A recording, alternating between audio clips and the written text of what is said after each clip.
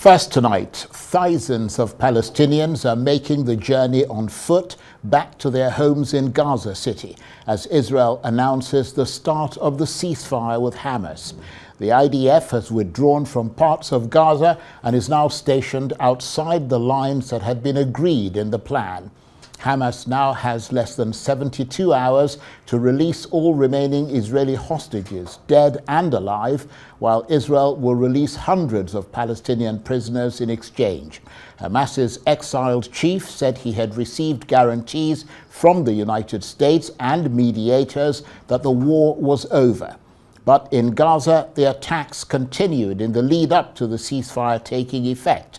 The Hamas-run Civil Defense Authority said 4 people were killed in a strike on a building in Gaza City, while Israel said one of its soldiers had been killed by a Hamas sniper. U.S. officials say a 200-strong military team led by U.S. Central Command will deploy to the Middle East to help monitor the Gaza ceasefire deal between Israel and Hamas. It'll provide expertise in security, logistics, planning, engineering and transport, as well as oversee the ceasefire agreement and also help coordinate humanitarian assistance. The officials say the team will have members from regional states, including Egypt, Qatar and Turkey, but no U.S. troops will enter Gaza.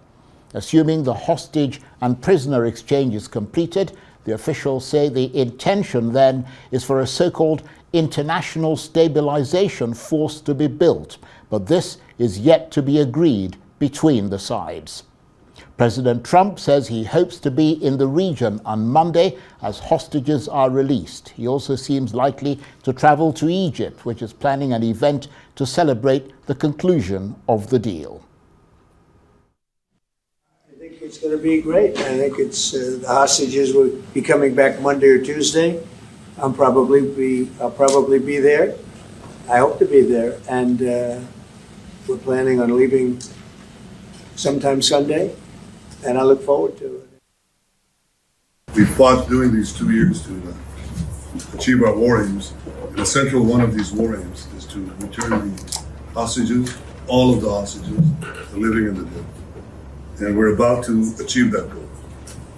We couldn't have achieved it without the extraordinary help of President Trump and his team, Steve Witkoff and Jared Kushner. And I want to just give a very, very special thanks to Prime Minister Netanyahu, who really did an incredible job with this and did a great job with the negotiations. You held your lines firm, and I think that between you and President Trump, you had a lot of alignment on what the end state should be. I don't think we get to this place without Prime Minister Netanyahu playing it out.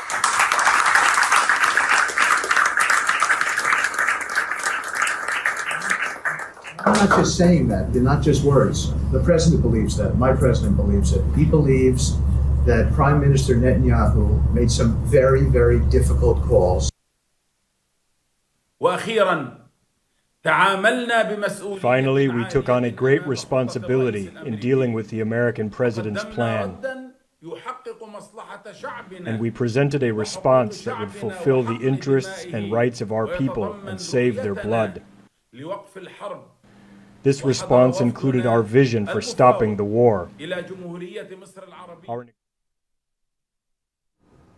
Well, for more on this, I'm joined now on the line from London by the chairman of the Jewish Network for Palestine, David Canon. Mr. Canon, thank you very much indeed for joining us. So the long-awaited breakthrough, a ceasefire, is now in effect, raising hopes of a long-lasting peace in a conflict that's lasted 2 years and 3 days and has cost tens of thousands of lives. And I guess all that's a reminder of what a terrible thing war is and that ordinary people always pay the price. Well, yes, there must be huge relief that the fighting has stopped and that food and aid is being supplied. But I think I thank you for having me on, because I think it's really important that a Jewish voice is contributing to the debate, and to make clear that there is nothing Jewish about apartheid, there is nothing Jewish about ethnic cleansing, and there is nothing Jewish about genocide. Well, absolutely. I think a lot of people would agree with your assessment there. And I understand there is still a sense of disbelief on the part of the families of the hostages, fearing that something could go wrong and their loved ones won't return. And in Gaza, a sense of dread. And a word that's come up repeatedly amongst Palestinians, as well as the Arab mediators, is trust, isn't it? And whether Israel can be trusted not to restart its bombardment as soon as it gets its hostages back. I mean, what's your assessment of all that? Well, I totally agree. I mean, no one can trust Israel. Israel has lied consistently. It has broken previous agreements, and it's a mystery to me why anyone thinks that America can be a neutral arbiter. I mean, America has for decades been providing financial, military, diplomatic, ideological support to Israel. It's not neutral. And my fear is that this is not a peace plan. It's a plan to colonize Gaza. Sound terribly impressed by all that's been going on there. Well, not impressed. Dreadful. It's been a dreadful, dreadful 2 years. The world has been witnessing a relentless and indiscriminate slaughter, a destruction of infrastructure, an attempt to destroy not just people but culture. Schools, hospitals. It's just been a dreadful 2 years, but we must keep our eye on the ball, and this will not end until the war criminals have been jailed, have been faced with justice. And that is our continuing task, to insist that these terrible, terrible crimes are brought to justice.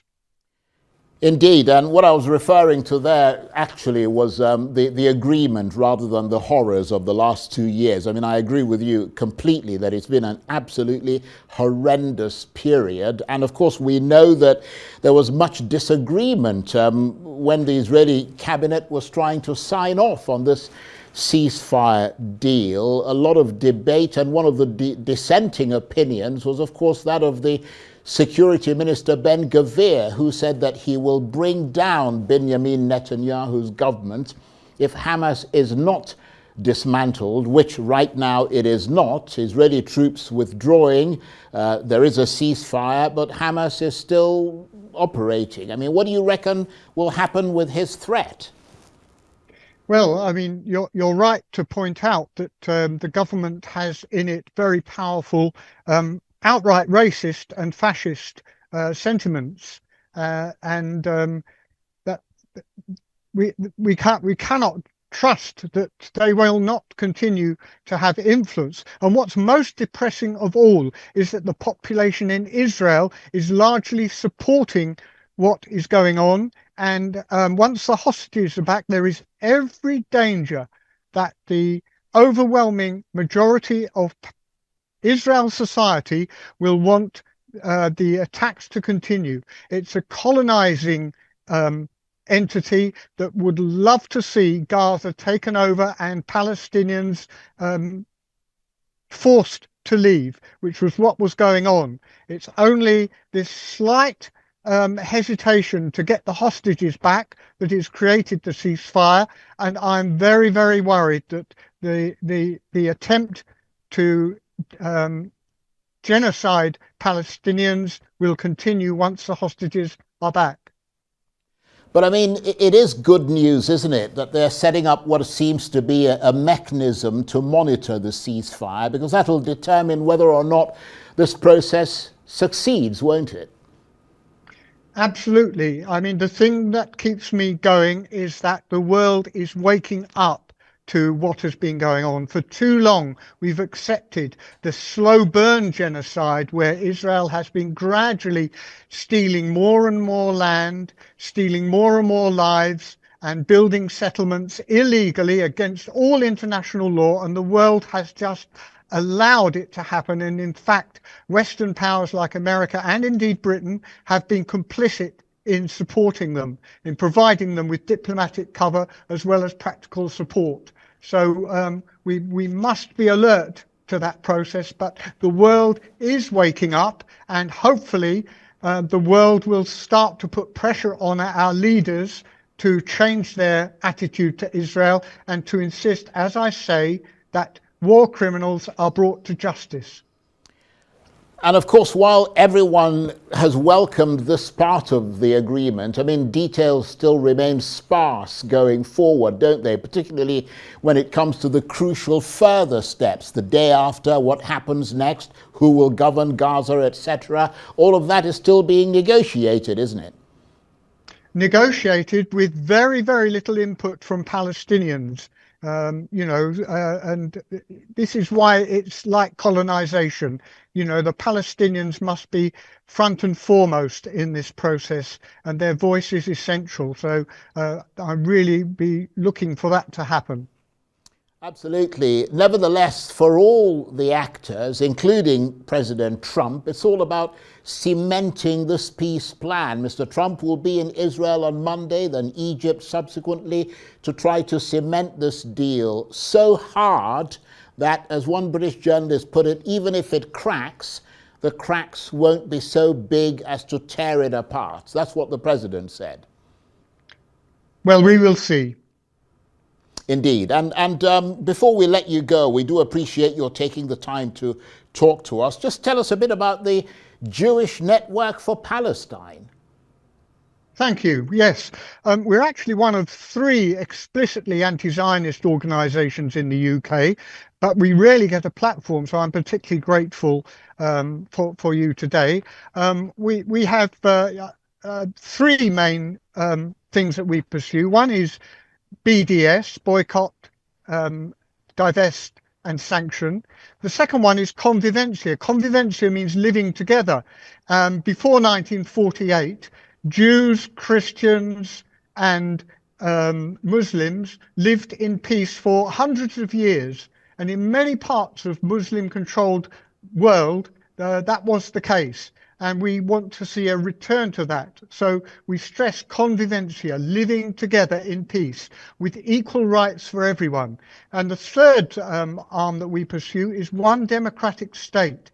We would like to see a single secular state.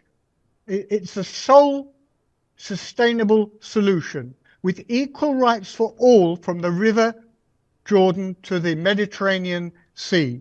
And people can find out more by visiting our website and our Facebook page. Indeed. And when you say one democratic state, I mean, are you talking about the Palestinians and the Israelis living together in one state? It sounds like if that is the case, you don't believe in the two-state solution.